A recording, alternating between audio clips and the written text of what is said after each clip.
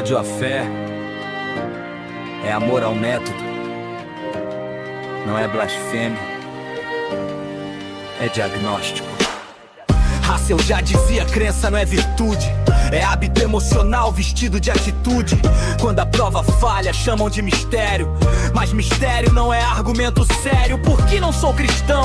Pergunta direta, assusta quem vive de resposta quieta. O absurdo não morreu, só mudou o cenário. Antes era fogueira, hoje é o lobby no plenário. Einstein já dizia, cansado de ser atacado por quem protege ignorância, porque lucra com o errado. Meslier, padre ateu, já denunciava a farsa. Igreja inchada, rica, vivendo do pobre que sangra. Nietzsche avisou, Deus morreu sem alarme. O cadáver apodrecia séculos no estandarte moral de rebanho. Culpa como controle, fraqueza vira virtude. Poder se reorganiza, escolhe. Chamam submissão de humildade cristã, enquanto manda o real se planeja amanhã.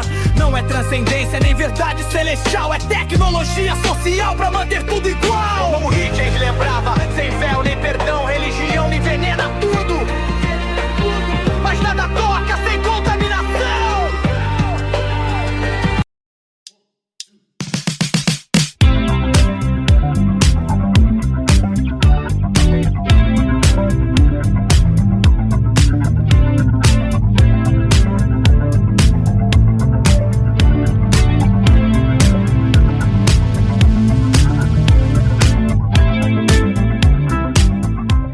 Hoje a gente vai mergulhar numa história fascinante que vem de um romance de Marie Benedict, O Senhora Einstein. Um livro incrível.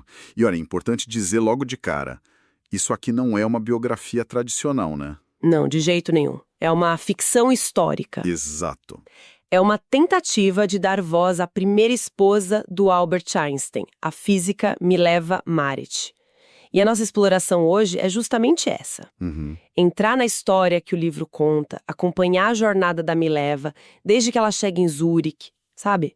Uma estudante pioneira, brilhante. Até a parceria super complexa com Albert. Isso.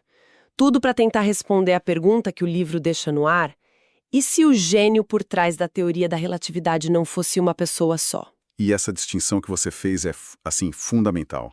A própria autora, na nota final, ela deixa muito claro que é uma obra de ficção. Sim. Mas não é uma ficção que sai do nada, né?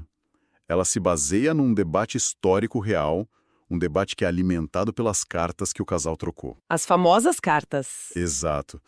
Onde eles falam em nosso trabalho, nossa teoria.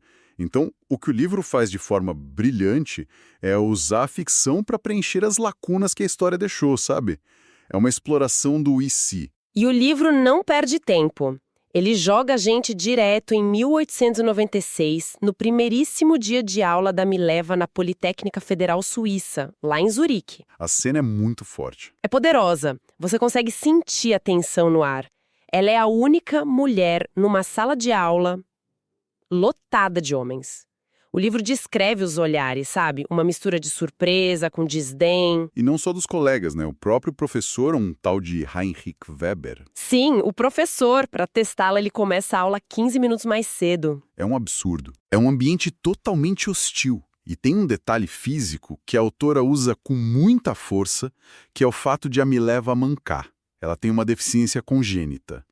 E a narrativa faz questão de descrever o som do pé dela se arrastando no chão de madeira. E a decisão dela de não esconder isso. Ela atravessa a sala de cabeça erguida. É um ato de afirmação. Como se ela dissesse: eu estou aqui, eu pertenço a este lugar, lidem com isso. Exato. Uma declaração de guerra silenciosa. E é no meio dessa tensão toda que acontece o primeiro contato com o Albert Einstein. Isso. Enquanto todos os outros homens na sala desviam o olhar por constrangimento ou desprezo mesmo, ele não. Ele a encara. E o olhar dele é diferente, né? Totalmente. O livro descreve que não é um olhar de zombaria. É um sorriso de surpresa, até de admiração. Ele é o único que parece vê-la de verdade. Essa cena inicial é tipo a tese do livro inteiro em miniatura. De um lado, o mundo acadêmico, masculino, hostil. Obstáculo. Exato. E do outro, o Albert, que, a princípio, parece ser o aliado, a força que a reconhece, a tragédia da história, como o romance mostra, é como esse aliado, aos poucos, vira o maior obstáculo de todos. E isso se reflete até na vida pessoal dela, fora da faculdade. Ela mora numa pensão e no começo é super fechada. Foco total nos estudos, né? Total. O livro dá a entender que experiências passadas a ensinaram a não confiar muito nas pessoas. Mas aí acontece algo novo. Ela faz amizades. 3 outras moças, especialmente uma chamada Helene Kaufler, e elas insistem na companhia dela, a puxam para a vida social. É algo que ela nunca tinha vivido antes. Exatamente. E essa amizade permite que a gente entenda o passado dela. O livro nos joga num flashback uma cena da infância dela com 7 anos. Nossa, essa cena é de partir o coração. Ela tá escondida ouvindo uma conversa dos pais. E a mãe, com o coração partido, diz que a filha é deformada por mancar e que por isso nunca vai se casar. É de uma crueldade imensa. Uma criança ouvir isso. É brutal. Mas a reação do pai dela é o que muda tudo. Ele diz algo como: em troca, Deus deu a ela um dom especial, a inteligência. E nesse momento, a Mileva criança entende o caminho dela. A ciência vira o refúgio, a identidade, a arma dela. Totalmente. E essa mentalidade a leva a fazer um pacto com a amiga Helene, lá na pensão. Elas juram que serão profissionais independentes na Suíça. Que vão se apoiar. Isso. E que não precisam do caminho tradicional do casamento para serem completas. Isso é muito importante porque mostra a ambição que a Mileva já tinha para si mesma, sabe? Ela não estava esperando um homem para salvá-la. Ela tinha o próprio projeto de futuro. E é aí que o Albert Einstein entra de vez na vida dela, não só como um colega, mas como algo a mais. A conexão deles é, antes de mais nada, intelectual. Na biblioteca, nas discussões, ele a procura, ele vê nela um par, a ponto de dizer na lata: acho que você é a mais inteligente da nossa classe. Ele a inclui no que ele chama de espírito boêmio, né? Gente que pensa fora da caixa. Isso, rebeldes contra o sistema. Só que essa conexão, que é o que a atrai, também assusta. Pois é. O romance descreve uma cena numa caminhada pela floresta. O Albert se declara, diz que a ama, e a resposta dela é de um pragmatismo que corta o coração. Mas era a realidade da época, né? Totalmente. Ela diz: romance e trabalho não se misturam. Não para as mulheres. Ela sabia que o casamento era quase sempre o fim da linha para a carreira de uma mulher. Mas aí que a história dá a virada, com a grande promessa do Albert. E é uma promessa sedutora, né? É a promessa perfeita. Ele diz que o amor deles não vai ser um obstáculo, pelo contrário. Vai ser o motor. A frase que o livro usa é: juntos formaremos o casal boêmio ideal, no amor e no trabalho. É uma proposta quase impossível de recusar. Ele não está pedindo que ela escolha entre amor e carreira. Ele está dizendo que ela pode ter tudo. E pelo menos no começo, parece que a promessa vai se cumprir, né? A colaboração deles vira o centro de tudo. O livro descreve como ele começa a faltar às aulas, confiando cegamente nas anotações dela, que eram impecáveis. Mas aí vem o primeiro teste de verdade. Sim, o primeiro grande sacrifício. Eles terminam um artigo juntos, fruto do trabalho dos dois. E aí, o Albert pede a ela que o nome dela não apareça na submissão. A justificativa dele é estratégica, para dizer o mínimo. Exato. Ele diz que precisa impressionar um professor para conseguir um emprego e o emprego aceleraria o casamento deles. Ele garante que é só uma formalidade. É um pedido absurdo e a gente lendo hoje, todos os sinais de alerta piscam. Mas a forma como ele a convence é que é o ponto. É nesse momento que ele introduz uma ideia, uma metáfora, que vai ser a base e a desculpa para tudo que vem depois. A ideia do Einstein. Exatamente.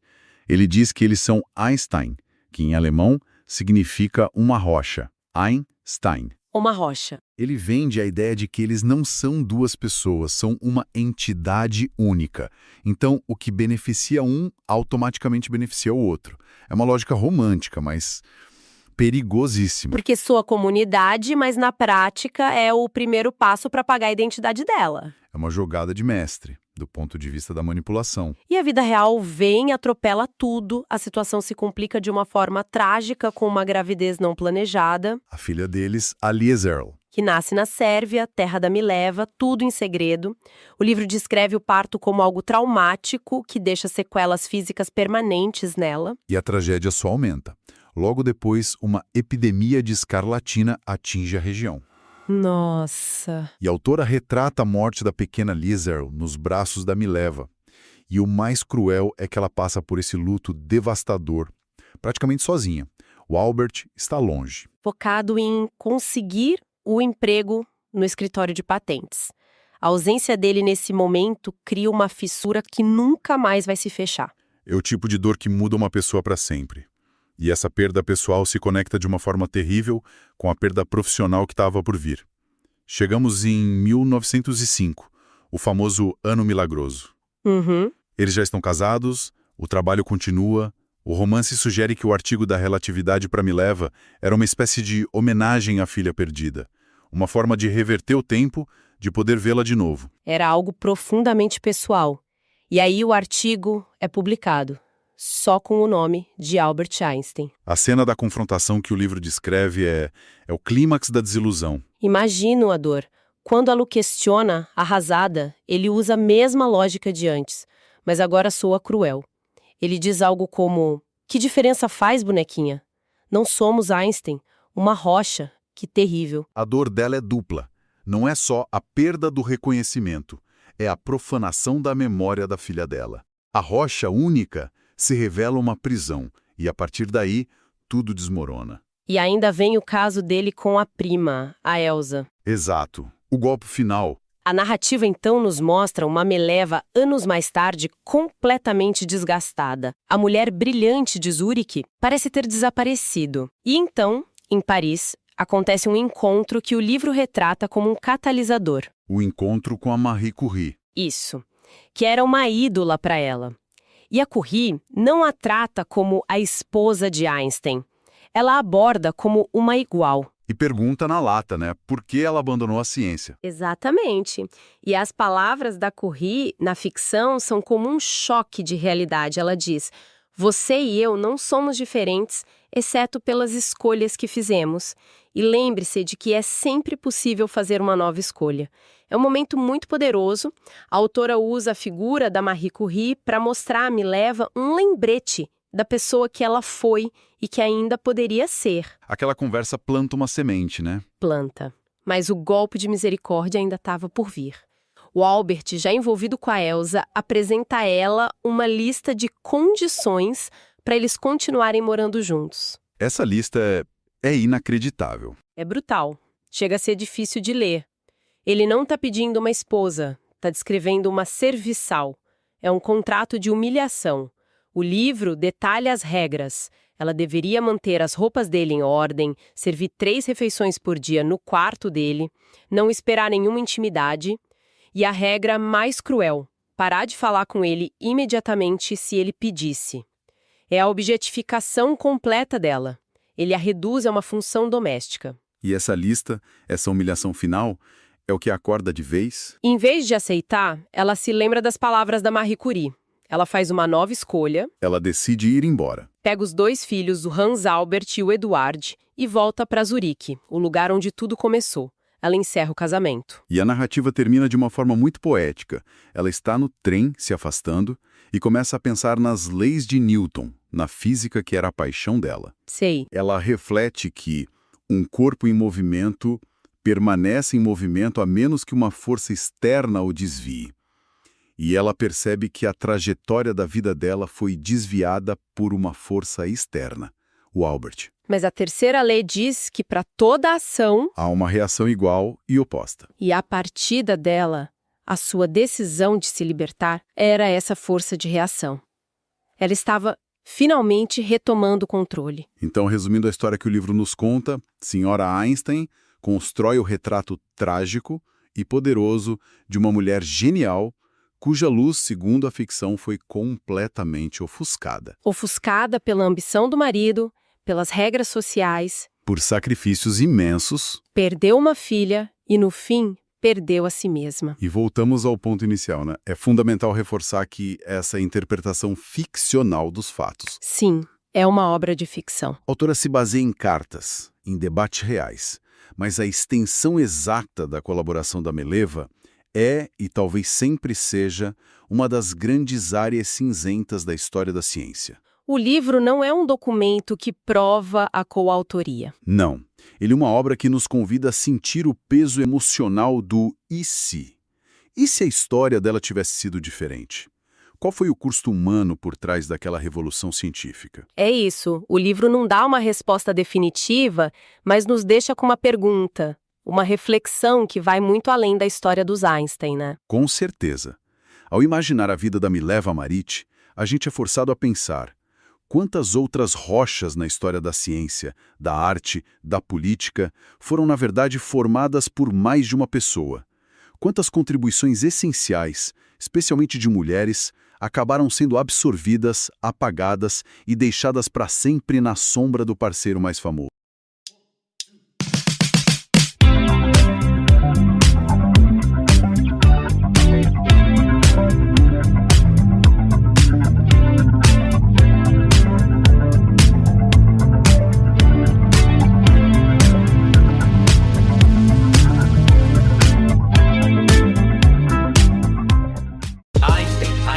Busca a ordem no infinito, um Deus sem rosto, cósmico bonito.